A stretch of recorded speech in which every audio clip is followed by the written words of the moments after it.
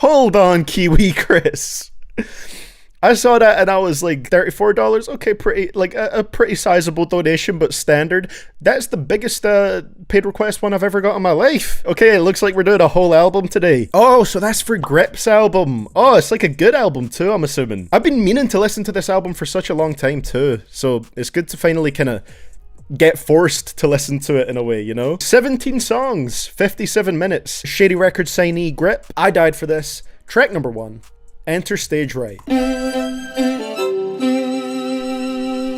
Rediscovering America out here? Oh my god, Astolfo. So I guess that works. An album called I Died for This. It almost sounded like funeral music a little bit to start it off, I think. So let's go into track number 2, and the Eulogy Red, featuring Wiley from Atlanta.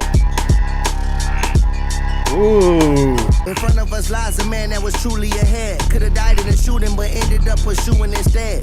Poor started paying bills, and it was never level playing fields, but had major label deals on the table still. One label was cool, talks about a strong advance, plus a cool meal, and then they pulled the deal. So before the casket closes, let him have his roses. I'm pretty sure he'd be glad you noticed. Tell you how we got to this point, let the story begin. This outro is by Wiley from Atlanta. That verse was hard, by the way.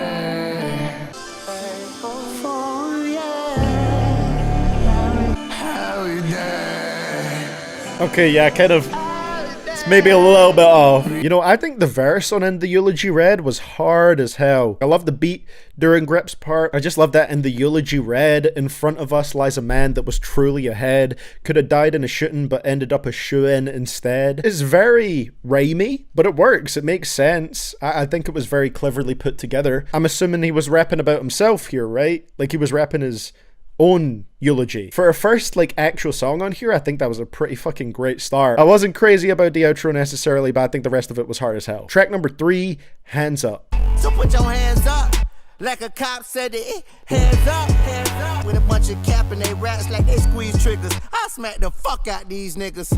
Better get a tech to protect the protect on your wrist. And for that shit that's on your neck, niggas will take a risk. Cause see a kid that learn the song before they learn how to read. So if there's nothing in your lines, then how is they gonna succeed? But at least I utilize my reach to hug every nigga out in these streets.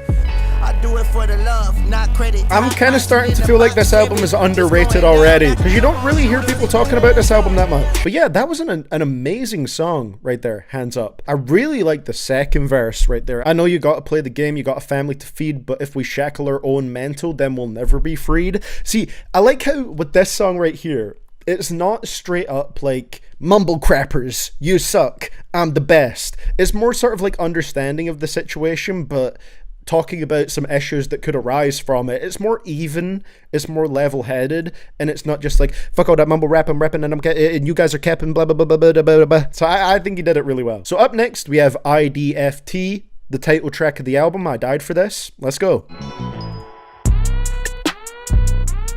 Oh, this one was produced by Cristo, who's produced for Jid before.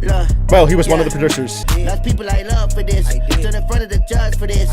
When you slept on the floor with no comforter, how could you know what comfort is? Money boosting my confidence. Back when we had Caprice, was smoking and writing the masterpiece. Trying to make the cash increase while dodging bullets you could pass police. I just might bust down my left wrist, put my grounds on tennis necklace, 15 pointers, that's my preference. I done waited my whole life for this. Thumper on the seat, if he reach, he gon' die for this. Hey. I'm not guaranteeing that I will, but I might have to make this into a video so far because I think I'm really enjoying this and it is underrated. Also, bonus points for not rhyming masterpiece with Master P. Exactly, Reezy. That's like a pet peeve of mine. Oh wait, he said masterpiece 4 bars later. He did say it, but I'm giving it a pass because of the rest of the rhyme scheme was so clean. In terms of the sound, it was more of a banger. It was hard. Everything just went crazy. Another amazing track, man. Alright, next one is track number 5, Momma Told Me. Nigga be saying I fell off. Well, let's get it back poppin'. Talking shit, but when they see me, it's grip.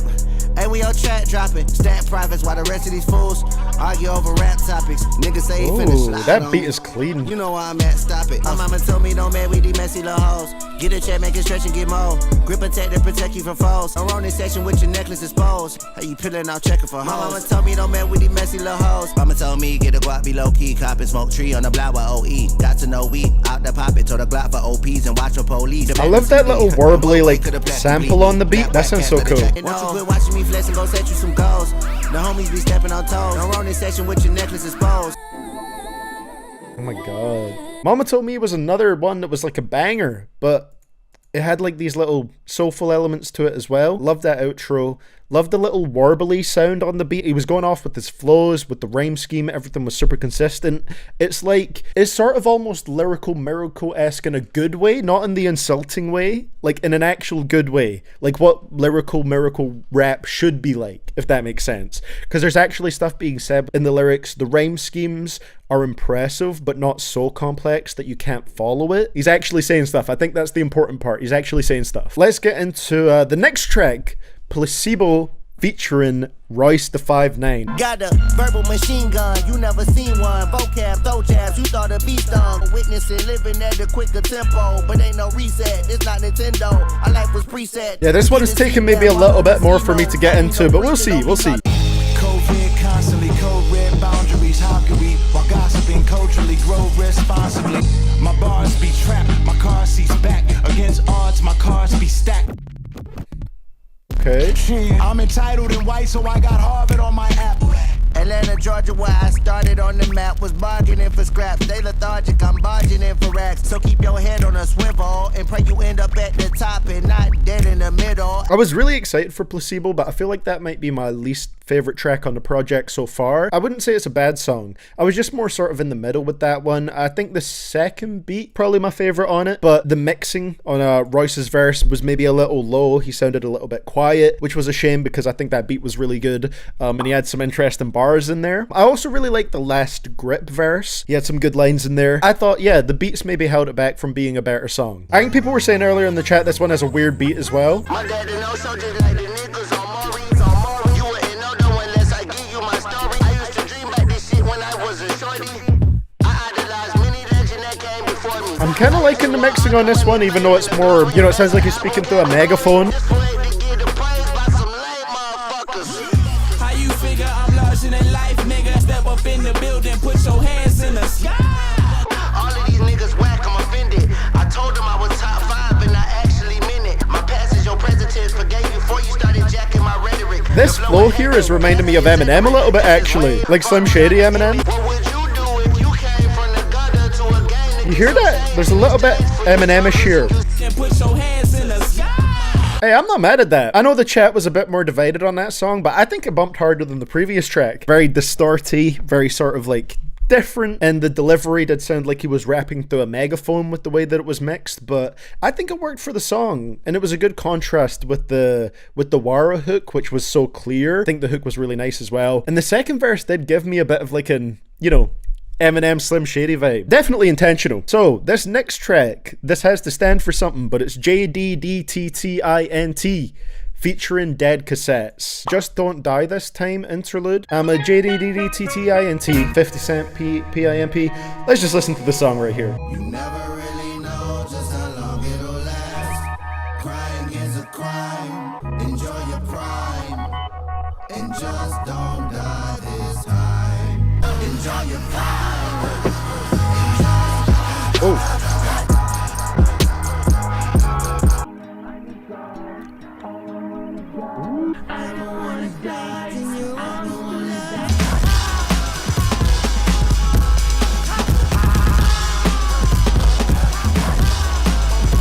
This album is crazy. I'm loving this so far. Love this instrumental outro here. Oh my god, the drums right there? Schmecking. Mwah.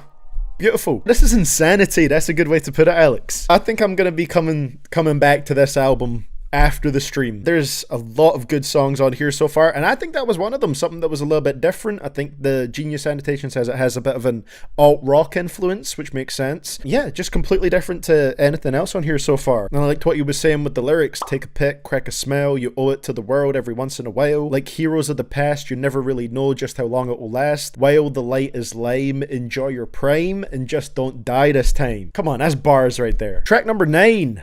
A Soldier's Story. Let's get into it. Produced by Beat Butcher. The Butcher coming. Yeah. Homie. My harboring regrets, targeting success, bartering bars, bargaining for checks, becoming a star seems startling, so I'm vexed. Was contemplating aiming pistols, or slanking crystal, or crack. A matter of fact, any pack, long as it bought plenty back. Having nervous breakdowns like I know the pen crazy, but how I'm supposed to make them pay me? Am I still in love with this game? Tick called like nigga. Eminem just said your shit was flames, and it all seemed fitting. Just a couple days from quitting, and the rest is unwritten. Damn. Oh, and then the next track features M. Okay, that was a smooth transition into that. I thought that was really cool. He was really just going full on telling his own story in there again, and just talking about the frustrations of trying to blow up as an artist, and then it ended with him talking about basically Eminem signing him to Shady Records. He was basically like fed up with this shit, almost done with it, and then Eminem signed him. Track number 10, Walkthrough, featuring Eminem. I have heard this song once before. This was one song that I recorded a reaction to, but I just didn't end up uploading it, but I can't really fully remember the track. So again, there's basically going to be like a first reaction right here. Inherited they debt, we set the fail, please reset the scale. Niggas clapping on Saturday, but we ain't see SNL. Back to the wall and they all against me. Loving my mind, but it's cash to earn. I was hoping maybe we could ball eventually. If only one time before we crash and burn. I'm literally missing a screw, but it seems like my memory's too vivid to forget the shit I've been through. They said, Marshall, you're either gonna wind up dead or in a penitentiary, cause eventually you'll end up clinching a tool. All liquids, bitch, impossible. My pen just popped your thought balloon. You dipshits know how I'ma do it. Damn, it always makes me happy feeling hearing a good Eminem verse. Look at how far this is past you, regardless. You want me to reach a fucking bar that does not exist, and that's about all your ashes earn. Back to the wall and they all against me. Damn, that was so clean. Could've chose rap as your favorite girl. Could've fooled me, can't say the world. Could've fooled me, can't say the world. That was crazy. Yeah, Grip really kept up. Yeah, for sure. Eminem went crazy on there too. I think that's always when he's on a song, I think it's going to be the most notable part of it, just because, you know, it's a Eminem feature. First rapper I ever fully got into. But Grip went crazy on there too. I really like Grip on it. Loved his hook. Oh my god, there's so few misses on here. I think the only one I wasn't really feeling all that much was Placebo, right? And even then, it's not a bad song. Alright, up next we have track number 11, The Locks, featuring Take228. I listened to this recently on a paid request stream, and we'll give it another listen right here. Watch them blossom. I rose from the dirt with holes in my shirt. Before you sell your soul for $1, and them chips is nachos. I need the whole enchilada. Running slums with misfits, jumping fences, niggas dumping biscuits with the numbers missing, bullets humming, whistling. Oh, here comes forensics. And then it switches. I really loved that first beat, bro. I almost kind of wish it went the whole song with that first beat. I want the locks, money, power, respect, need a check. The hook isn't too bad though. I'm just not crazy about it. It's catchy, but I'm not crazy about it. Nigga, we was in apartments back and flipping on pissy mattresses. Now I be having it. I done seen niggas switch to demeanor and pick up the Nina and flick up and beamers to fit in. In the struggle, but my troubles turn to accomplishments. Let me know of this beef when we meet in the crease of these seas. I keep condiments. Overall, man, I still would listen to that song a lot because I think the verses really make it worth it. I like the first part of the beat when it was a little different. I can't really remember it fully now, but there was definitely a piano on there that I liked, and I think Grip went crazy on that. And then when the beat switched up, oh my god, Grip's verse on the second beat was insane. I loved what he did there. And Take228 just has such a presence and a really powerful delivery. But yeah, that hook just had some sort of like Tech 9-ish vibes to it. Some of the Tech 9 hooks that I'm not too crazy about, it reminded me of that a little bit.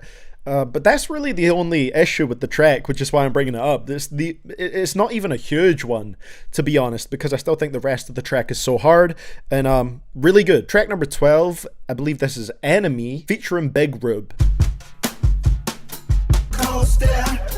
Oh, this one's a little different. I feel we met before in the game of tug of war. You set yourself on fire for a lonely view. Again, I like the lyrics here. I don't know if the sound of this one is hitting for me though. I have so much been lost to myself. Have I sabotaged myself at too great a cost to myself? Now all I want is to know if what I suspect is true. The identity of my enemy, the face in the mirror said it's you. I liked the hook on it a little bit more than the rest of it, but I don't think the rest of the track necessarily hooked me in all that much. Big Rube is very cool. I didn't really feel Grip's verse on there all that much. It was another track that tried something a little bit different, and I feel like on this one it maybe missed for me a little bit. Let's get into the next one right here, track number 13, ConMan featuring AHYES. Yes. But wait a sec, for we did it. Here is your roses. Took 7 years, shit is bogus. I shed a tear when I wrote this. I was hardly ready for something you could regard as steady. Now my heart is heavy. I take it far as these bars will let me. Silly me, I can never give you my love. I apologize, girl. And it'll kill me to see you happy with another man. But I can't expect you to never love again and rob your heart of his plans. So that song was really nice again. It had a lovely beat. Genius is saying here that the story on this song was about Grip cutting ties with his lover in the pursuit of making a name for himself as a rapper. Lil Dicky has also rapped about that on the song Molly. There we go. There's a commonality between Lil Dicky and Grip. One of the very few. But yeah, I thought that was real nice. Up next, we have track number 14 of 17, Glenwood Freestyle. I do feel like this one is going to go a bit harder, so let's see. Cause that D-Eagle like it's legal. Glenwood, they hanging out the window of the Regal. Big booty bitch, since she drive a nigga crazy. I could almost hear Drake delivering a hook like this. Obviously his voice is different, but I could hear that flow in Drake's voice. That's so weird. All I wanted to do was ball, now I'm a top pick. That make op 6, so we keep chopsticks. We up, 1 up, 2 up, 3 up. Yeah, that was a banger. Glenwood Freestyle was a banger, I will give it that. Drake, Baby Keem, and Westside Boogie-esque. Yeah, it was an interesting, like, fusion of people right there. Nicely placed on the album, I think, after ConMan, which was a little bit smoother, more beautiful, more luscious. And then we just get another banger to bring it up a little bit before we move into the last 3 tracks. Very fucking consistent, bro. Yeah, this is underrated. This album is certified underrated. Track number 15, At What Cost? Ballin', but at what cost? Let's go. Oh yeah. We been rapping for pennies for half of a century.